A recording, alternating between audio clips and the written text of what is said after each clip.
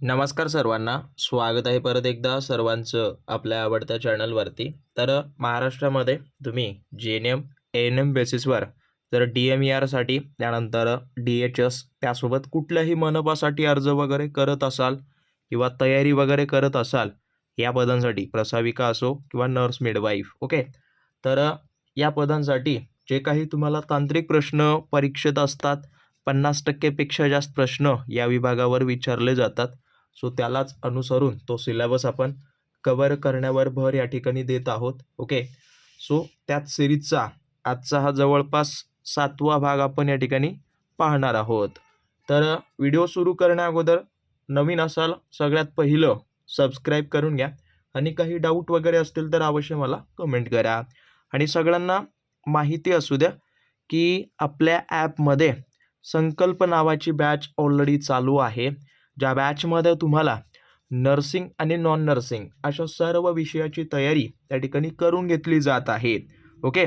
ज्याच्यामध्ये तुम्हाला टेक्निकल विषयाची 10,000 MCQ टॉपिक वाईज काढून देण्यात आलेली आहेत. सो लवकरात लवकर जॉईन करून घ्या. हे ॲपचं नाव आहे, ॲपची लिंक खाली दिलेली आहे, ओके. आणि हे सर्व तुम्हाला लाईफ टाईम असणार आहे. आता याच्यामध्ये टेस्ट क्रमांक 2 आलेली आहे, ओके. टेस्ट क्रमांक 2 अपलोड झालेली आहे आणि त्याच्यापैकी ज्या ज्या विद्यार्थ्यांनी 160+ जर स्कोर केला तर समजा तुमची स्टडी खूप चांगल्या पद्धतीनं चालू आहे, ओके. कारण का ॲक्च्युअलमध्ये जो महाराष्ट्राचा पॅटर्न आहे त्या पॅटर्नचे प्रश्न त्याच्यामध्ये ॲड केलेले आहेत, ओके. सो असो, पाहूयात पहिला प्रश्न की युनिटरी ह्युमन बीइंग्स, ओके, हा नर्सिंग सिद्धांत कोणी मांडला? तर जवळपास 1970मध्ये जे मार्था रॉजर्स जे होते यांनी हा सिद्धांत वगैरे मांडलेला आहे, ओके. सो लक्षात ठेवा. आणि यांनी स्पेशली करून माणूस आणि पर्यावरण हे एकमेकापासून वेगळे करता येत नाहीत अशा पद्धतीनं त्यांनी त्याच्यामध्ये ॲड केलं आहे. परत बघायला गेलं तर पेप्लाव यांनी काय केले तर जे इंटरपर्सनल, ओके, इंटरपर्सनल रिलेशन्स या पद्धतीचं त्यांनी काय केलं या ठिकाणी सिद्धांत वगैरे मांडलेला होता, ओके, रिलेशन्स. तर हे सर्व नर्सिंगशी रिलेटेड सिद्धांत आहेत. यावर थोडंसं माहिती वगैरे काढा जमलं तर. त्यानंतर फ्लॉरेन्स नाइटिंगेल यांना तर जननी वगैरे म्हणतातच, परंतु यांनी एक पद्धतीचा एन्व्हायरमेंटल, ओके, थेरी नावाचा किंवा थेरी वगैरे त्यांची आहे, एन्व्हायरमेंटल थेरी वगैरे, ओके. हां, हे शॉर्टमध्ये लिहितोय, जमलं तर लिहून घ्या. आणि जीन वॉटसन यांनी काय केलं तर जीन वॉटसन यांनी जे आहे ते थिअरी, ओके, ऑफ जवळपास caring, okay, caring as it is या पद्धतीची थेअरी त्यांनी मांडलेली होती, okay. Theory of human caring हे ॲड करा. तर या पद्धतीचे त्यांची कार्य आहेत आणि यांच्याशी रिलेटेड तुम्हाला प्रश्न त्या ठिकाणी परीक्षेत विचारला जाऊ शकतो आणि खूप वेळा आलाय सुद्धा, ओके. त्यामुळं नोट डाऊन करून घ्या. आणि परत सांगतोय, जी काही बॅच आहे ती अगदी कमी किमतीमध्ये तुमची परिपूर्ण तयारी करून घेतली जाणार आहे आणि तुमची पोस्ट जोपर्यंत निघत नाही तोपर्यंत त्याच्यामध्ये सतत स्टडी मटेरियल अपडेट होत राहणार आहे. जे काही आवश्यक वाटेल, जे काही सिलेबसला आधारित असेल त्या पद्धतीनं, ओके. परत याच्यामध्ये विचारलंय की मानवी शरीरातील पांढऱ्या पेशींपैकी आकाराने सर्वात मोठी पेशी वगैरे कुठली आहे, ओके.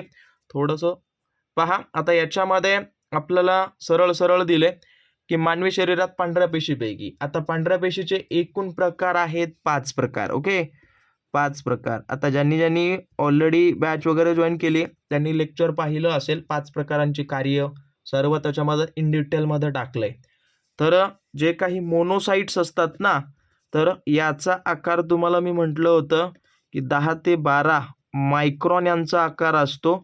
त्यामुळं हे पेशी जे आहेत ते सर्वात मोठ्या वगैरे असतात आणि हे स्पेशली करून सफाई कामगार टाईपचं काम वगैरे करतात, ओके. सफाई कामगार आलं असेल लक्षात.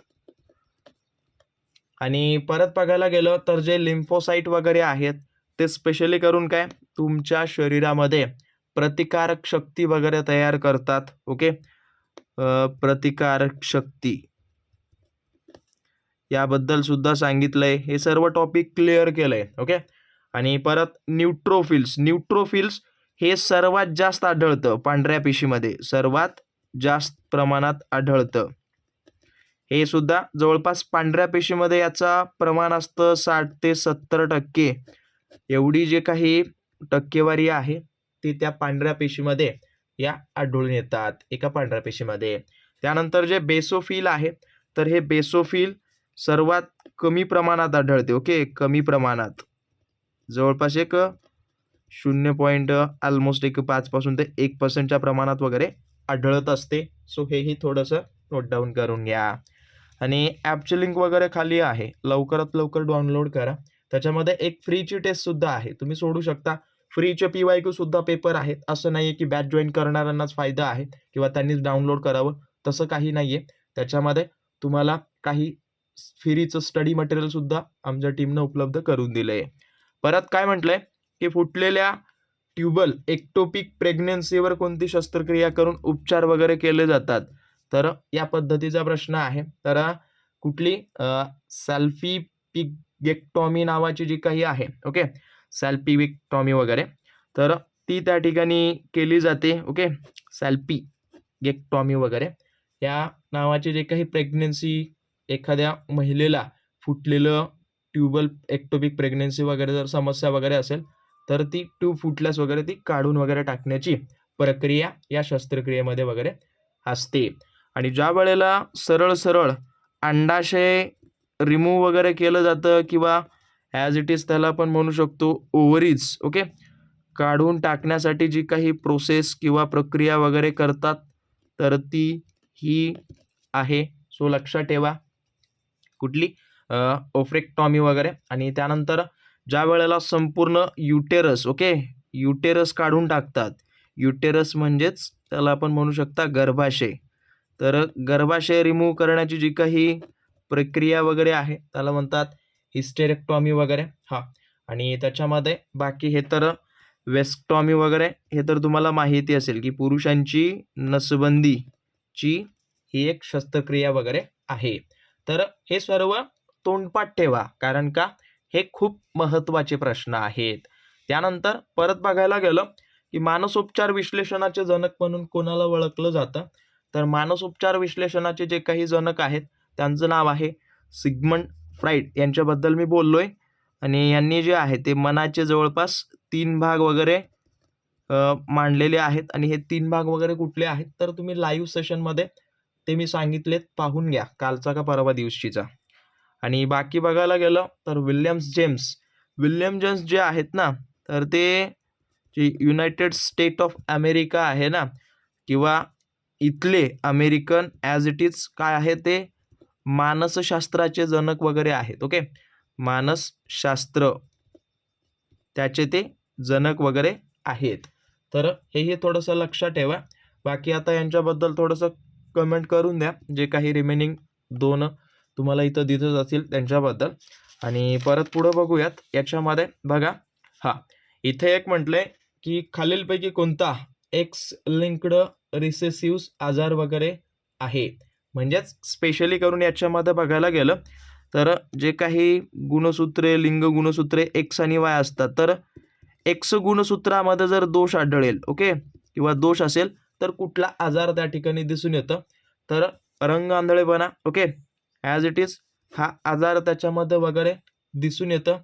आणि बाकी बघायला गेलं तर स्पेशली करून ज्या पुरुषांमध्ये एकच एक्स गुणसूत्र जर असेल, तर त्यांना हा आजार वगैरे त्यांना दिसून येतं. ओके. आणि अजून एक माझ्या मते म्हणू शकता की हिमोफिलिया हा देखील याच प्रकारचा आजार वगैरे आहे. ओके, हिमोफिलिया वगैरे हे सर्व मी ऑलरेडी लाईव्हमध्ये घेतलेत प्रश्न, काही रिपीटेड आहेत. सो नोट डाऊन करून घ्या. महत्त्वाचे जे असतात ना, ते रिपीट वगैरे प्रोव्हाइड करत असतो. बाकी बघायला गेलं तर हंटिंग्टन डिझीज वगैरे हा काय ॲटोइम्यून आजार वगैरे आहे. ओके, ॲटोइम्यून डिझीज वगैरे, तर हेही थोडंसं नोट डाऊन करून घ्या. बाकी जे ऑप्शन सोडतोय ते तुमच्यासाठी आहेत, मला कमेंट करून कळवा त्यांच्याबद्दल सिरीज बाय सिरीज इन्फॉर्मेशन. परत पुढचा प्रश्न काय म्हणतो 6वा, की मुलांमध्ये सर्वाधिक सामान्य जन्मदोष हृदयरोग वगैरे कुठला आहे? तर मुलांमध्ये ॲज इट इज जो काही VSD नावाचा प्रकार आहे, ज्याला आपण व्हेंट्रिक्युलर सेप्टल डिफेक्ट वगैरे म्हणतो ना, VSD वगैरे, हा एक जन्मजात असलेला हृदयरोग किंवा दोष वगैरे असलेला हा हृदयरोग आहे, जो की स्पेशली करून हृदयाचे जे खालचे 2 कप्पे असतात ना, हृदयाच्या खालचे 2 कप्पे, ज्याला आपण ॲज इट इज व्हेंट्रिक्युलर्स म्हणतो ना, खालचे 2 कप्पे, तर या 2 कप्प्यांना ॲज इट इज काय असतं, की छिद्र वगैरे असतं. ओके, यांच्यामध्ये. आणि त्याच्यामुळं एक पद्धतीनं हा एक जगामध्ये सर्वसामान्य आढळणारा हा काय जन्मजात हृदयदोष वगैरे आहे. ओके, आणि याच्यामध्ये स्पेशली करून आता जो TOF असेल कुठला, हा वाला टेट्रोलॉजी ऑफ फेलोट वगैरे, तर याच्याबद्दल माहिती असेल अथवा नसेल, याच्यामध्ये स्पेशली करून काय जो काही निळा पडणारा हृदयरोग याला म्हणतात. ओके, निळा पडणारा हृदयरोग वगैरे, तर हेही थोडंसं लक्षात ठेवा. बाकी हे जे काही प्री टर्म वगैरे असतात ना, म्हणजे मुदतपूर्व जन्मलेली मुलं, ओके, तर त्यांच्यामध्ये हे आजाराचा प्रकार वगैरे दिसून येतो. हा 4था बरं. ओके, तर हे थोडंसं माहिती वगैरे काढा सगळ्यांनी. जे काही तुम्हाला सांगतोय ते सर्व नोट डाऊन करा. परत नवजात बाळाच्या सामान्य डोक्याचा घेर वगैरे किती असतो? तर डोक्याचा घेर ज्या वेळेला तुम्हाला विचारलं जाईल, तर 33 पासून 35 सेंटीमीटर पर्यंत याचा हा डोक्याचा घेर वगैरे असतो. आणि स्पेशली करून याचा जो काही घेर असतो ना, तो स्पेशली करून जो त्या मुलाचा समजा छातीचा घेर असेल, ओके, घेर असेल समजा 30 सेंटीमीटर, ओके, तर याच्यापेक्षा +2 सेंटीमीटर, म्हणजेच याच्यापेक्षा 2 सेंटीमीटर जास्त हा काय असतो, नवजात बाळाच्या डोक्याचा घेर वगैरे असतो. एवढं लक्षात ठेवा. आणि जर तुम्हाला चेस्ट संदर्भात विचारलं, तर 30 ते 33 सेंटीमीटर एवढं प्रमाण या छातीच्या घेरचं असतं. आणि ज्या वेळेला 1 वर्षाचा बाळ वगैरे होतो, तर त्यावेळेला त्याच्या डोक्याचा आणि छातीचा घेर समान होतो. हाही प्रश्न लक्षात ठेवा. जवळपास 1 वर्ष जर कंप्लीट झालं, ओके, तर त्याची छाती आणि त्याचं ॲज इट इज डोकं, हे यांचा दोघांचा घेर हा काय होतो, समान होतो. आणि हा स्पेशली करून जवळपास बघायला गेलं तर 45 सेंटीमीटर इतका होतो. तर हे छोटे छोटे डाऊट, छोटे छोटे पॉईंट लक्षात ठेवा. परत बघायला गेलं की डॅश व्यक्तिमत्व प्रकार, ज्यामध्ये व्यक्तीला आळीपाळीने उत्साह आणि नैराश्याचे झटके वगैरे होतात. म्हणजे एका अर्थाने हे तवाच तवा अतिउत्साही होतं, त्यानंतर परत तवाच तवा काय नैराश्य वगैरे त्याला येतं. तर या टाईपचा आजार किंवा या टाईपचं ज्याचं कुणाची पर्सनॅलिटी वगैरे असते, तर त्या पर्सनॅलिटीला ॲज इट इज आपण त्याला म्हणू शकतो की सायक्लोथायमिक पर्सनॅलिटी वगैरे त्याला म्हणतात. त्याच्यामध्ये एक पद्धतीनं मूड वगैरे जो आहे तो सतत बदलत असतो, किंवा याला आपण मूड डिसऑर्डर सुद्धा म्हणू शकतो. ओके, तर हेही थोडंसं लक्षात ठेवा. आणि बाकी जे आहेत, कुठला मेलॅकोलिक नावाचा, हा स्पेशली करून सतत उदास असतो. ओके, सतत उदास. आणि हा हायपोमॅनिक म्हणजे सतत आनंदी. ओके, सतत अतिउत्साही, सतत उदास वगैरे. तर हे थोडंसं लक्षात ठेवा. आता हे 2 ऑप्शन 2 वेळा झाले, सो सोडून द्या. परत अजून पुढचा प्रश्न काय म्हटलं, की त्वचेत रंगद्रव्य निर्माण करणाऱ्या पेशीपासून होणारा कर्करोग वगैरे. तर मेलेनोमा नावाचा जो काही कर्करोग आहे, त्या कर्करोगामध्ये स्पेशली करून ज्या त्वचेच्या मेलेनोसाइट्स असतात ना, तर या पेशीपासून होणारा हा आजार वगैरे असतो, जो की त्वचेच्या कर्करोगाचा सर्वात घातक प्रकार आहे. लक्षात ठेवा, हे महत्त्वाचे प्रश्न तुम्हाला कुठं ना कुठं परीक्षेला दिसतील, त्यामुळं नोट डाऊन करून घ्या. आणि सर्वात कमी घातक वगैरे म्हटलं तर हा वाला आहे, हेही नोट डाऊन करा, कमी प्रमाण एकदम. आणि बाकी जे कुठलं कापोसी सार्कोमा नावाचा जो काही हा त्वचारोग आहे, तो स्पेशली करून ज्या रुग्णांना ॲज इट इज एडस नावाचा आजार वगैरे होतो, त्यांच्यामध्ये हा दिसून वगैरे येतो. परत बाकी शेवटचा प्रश्न, हा तुमच्यासाठी सोडलाय, जो की मागच्या सेशनमध्ये घेतला होता. आता ज्यांनी मन लावून पाहिलंय, ज्यांचं रिव्हिजन छान असेल, अशा सर्व विद्यार्थ्यांनी काय करा, कमेंट करा आणि मला अवश्य कळवून द्या. आणि अजून एक सांगतो, परत सांगतो, जर तुम्हाला बॅच वगैरे जॉईन करायची असेल, ॲपची लिंक वगैरे मिळत नसेल, तर या नंबरवरती कॉन्टॅक्ट करू शकता आणि बाकी जे काही महत्त्वाचे अपडेट, महत्त्वाचे इन्फॉर्मेशन तुम्हाला त्या ठिकाणी मिळून जाईल. ओके, सो लवकरात लवकर ही बॅच जॉईन करा. अजून एकदा सांगतो, बाकी तुम्हाला भेटेन मी पुढच्या भागात. धन्यवाद.